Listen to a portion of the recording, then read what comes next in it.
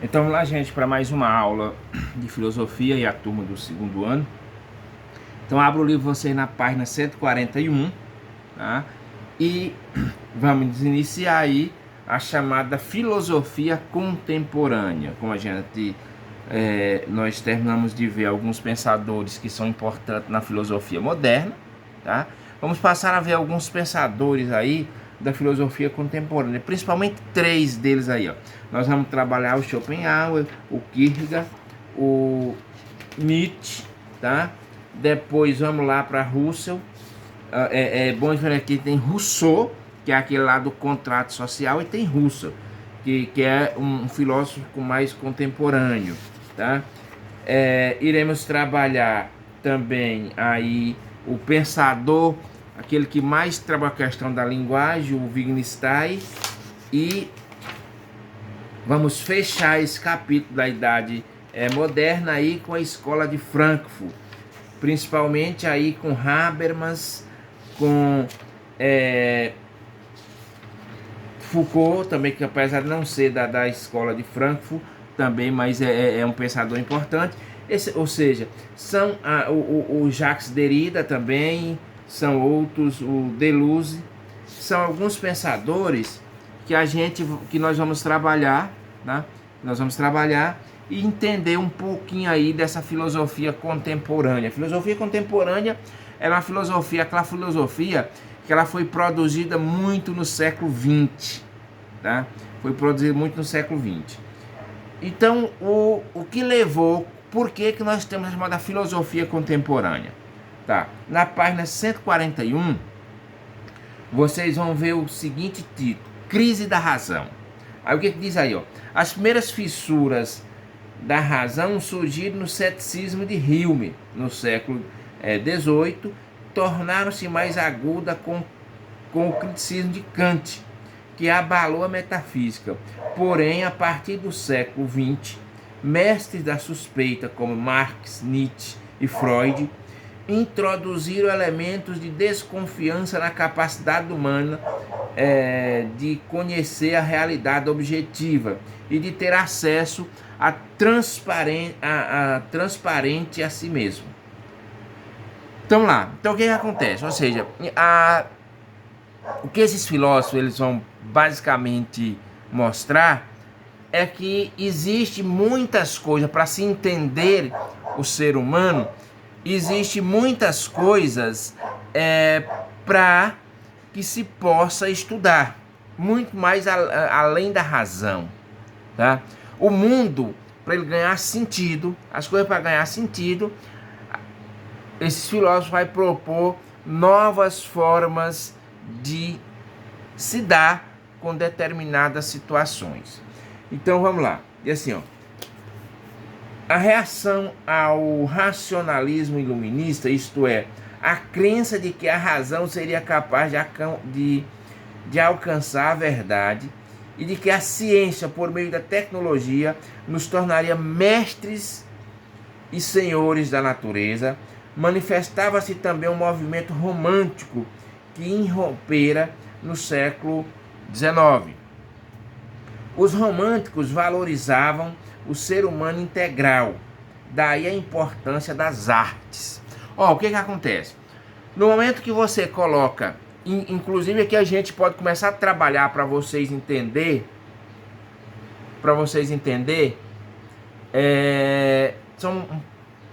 tá debaixo do pé de manga. Só resolvendo um problema aqui. Para vocês entenderem como é que essa filosofia moderna ela não conseguiu dar respostas à necessidade humana, à compreensão humana. Ou seja, no momento que você reduz o ser humano à questão racional, você vai deixar de fora uma série de outras dimensões humanas, tá? Então o que acontece? Aquela velha definição que talvez vocês tenham escutado quando se define perguntar o que é o homem. E a pessoa vai dizer assim, olha, o homem é um animal racional. Essa definição, por si, o homem é um animal racional? Sim, o homem é um animal racional. Não está errada. Mas, no entanto, nós devemos fazer uma outra pergunta, tá? O homem é apenas um animal racional? Ou essa definição do homem ser um animal racional diz realmente o que é o homem? E a resposta é não. Por que que não? Porque o ser humano, ele pode até ser racional, e ele é racional. No entanto, só para vocês terem uma visão mais complexa, me explique como que o homem é um animal racional e de repente ele tem doenças psicológicas. E segundo a ciência, a maioria das doenças que nós temos são chamadas doenças psicossomáticas. O que é isso? Doenças onde a psique, os nossos aspectos psicológicos agem sobre o físico. Então, é mais uma dimensão humana. Ou seja, o homem ele não é só racional. Ele é um ser que ele recebe influências também da psicologia. Tá aí Freud, que é o pai da psicanálise, que é desse período, desse pensamento contemporâneo, onde ele vai dar uma importância a partir de Freud. As ciências psicológicas, as ciências da mente, elas vão ganhar uma importância muito grande. Então, essa definição que o homem é apenas um animal racional, ela é superada. O homem é muito além de um animal racional. O homem tem sentimentos. Como se explica uma paixão? Como se explica o amor que o homem tem por outra pessoa, por um animal, por um lugar? Como é que se explica isso? É racional? Não é. Então, para se entender o homem, há necessidade também de se compreender as inúmeras dimensões humanas que o homem tem. Não só racional, mas ele tem outras dimensões, outros fatores. Para começar, essa definição é tão incompleta que esquece de dizer que o homem tem o seu lado animal, o seu lado distinto. O que é a raiva em si? Que você age por impulso, é o que ali? É racional aquilo ali? Ou é instintivo? Já começa por aí. Então o homem é instinto, o homem é razão, o homem é psicológico, o homem é sentimento, o homem é paixão. Então tudo isso aí está compondo a dimensão humana do ser humano. Quando a gente fala homem, a gente está falando da espécie humana, tá? Do ser humano.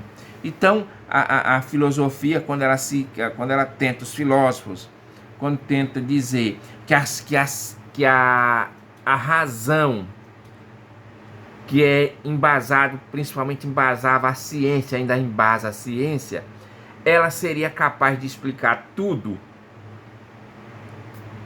Os filósofos contemporâneos vêm mostrar que não.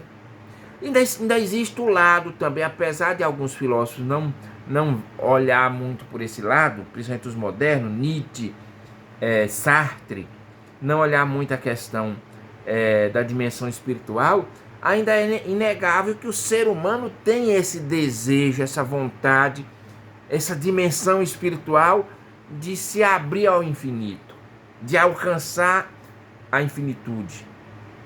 Então tudo isso são dimensões de seres humanos. Então é aí onde a razão entra em crise. No mesmo século, além de Nietzsche, o alemão Arthur Schopenhauer e o dinamarquês Søren Kierkegaard foram alguns dos que submeteram provas os alicerces da razão. Vamos começar aqui com Arthur Schopenhauer. Tá? Um nome meio complicado, mas Schopenhauer é o nome que a gente pronuncia. Diz assim, Schopenhauer, nascido na cidade prussiana de Danzig, atual Guznach, não sei como é que pronuncia, na Polônia, escreveu O Mundo como Vontade e Representação, Metafísico do Belo.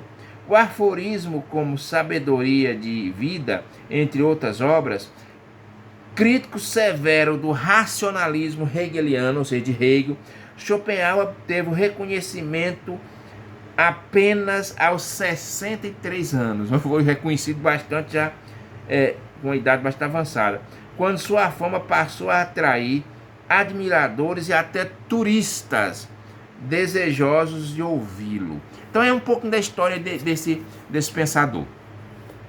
Aí, o mundo como vontade e representação. Esse é o nome de uma obra dele, tá? O mundo afetivo ou a realidade só existe para quem o representa.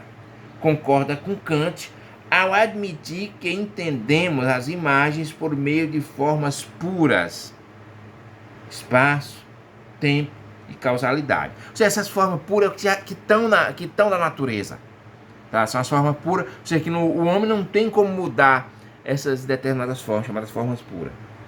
E que, portanto, o mundo é fenômeno. O mundo, ele se apresenta. Tá?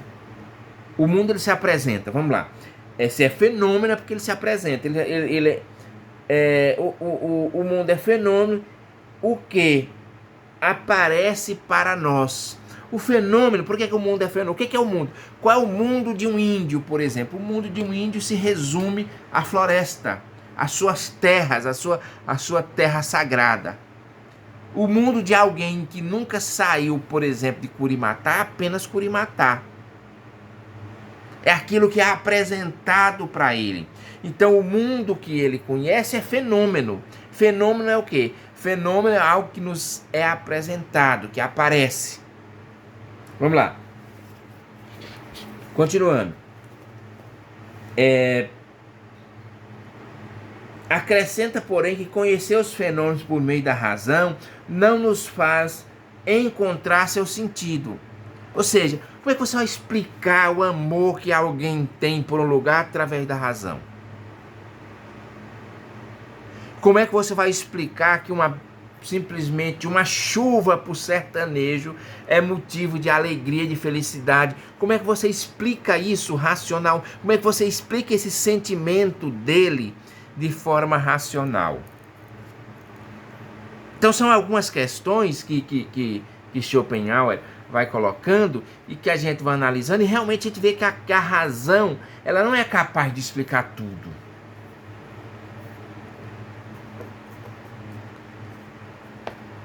Continuando. Porém, que conhecer o seu nome por meio da razão não nos faz encontrar seu sentido, tampouco do próprio sujeito que conhece. Seria preciso buscar, além do princípio da razão, outro caminho, o do sentimento. Aqui, o Schopenhauer, ele vai entrar naqueles filósofos chamados filósofos existencialistas, que vão trabalhar a existência humana, o ser humano como algo que existe e que tem sua particularidade, tem seus desejos, tem seus sentimentos. Como o próprio Schopenhauer fala aí, que para a gente entender esse mundo que é apresentado, esse fenômeno que é apresentado, que nós somos lançados e ele vem ao nosso encontro, a gente só vai conseguir compreender ele não utilizando a razão, mas utilizando o sentimento, a interpretação do mundo. O mundo que eu vejo é um mundo que as pessoas não conseguem entender utilizando a razão. Quando eu chego em um lugar, eu vou tentar entender ele através da razão. Eu não consigo entender. Daí muita pessoa diz, que lugar ruim, esse lugar aqui é insuportável, eu não aguento. E outras pessoas, gente, eu amo esse lugar. Por quê? Porque aquela pessoa, ela está usando a razão. E o outro, para entender esse lugar, esse fenômeno que é o lugar, ele vai colocar o sentimento. Por isso que ele vai compreender, ele vai se sentir mais humano naquele lugar do que o outro que tenta usar a razão. Continuando. Ao aprofundar na subjetividade, ou seja, no particular, subjetivo é algo que é seu, tá? Subjetivo é algo particular nosso, de cada indivíduo. Schopenhauer encontra seu corpo submetido às leis da causalidade, como todos os corpos. Causalidade é envelhecer, o tempo vai envelhecendo, o tempo ele vai fazendo a pessoa ficar menos flexível, a pessoa vai sentir determinados efeitos do tempo, vai aparecer as rugas, vem o envelhecimento. Então ele diz o seguinte: todo o corpo está submetido a essas leis. No entanto, o que ele diz aí? No entanto, o corpo humano é instrumento de conhecimento e nos permite investigar as causas de nossas ações. Descobre então algo que designa como vontade, terreno em que se encontra tudo que mobiliza qualquer ação. Trata-se de uma vontade cósmica, um ímpeto cego que faz agir desde o mundo inorgânico, passando pelos vegetais, animais até os seres humanos. Nesse último estágio, a vontade deixa de ser cega para tornar-se consciente. E o que resulta dessa vontade? A discórdia e o sofrimento.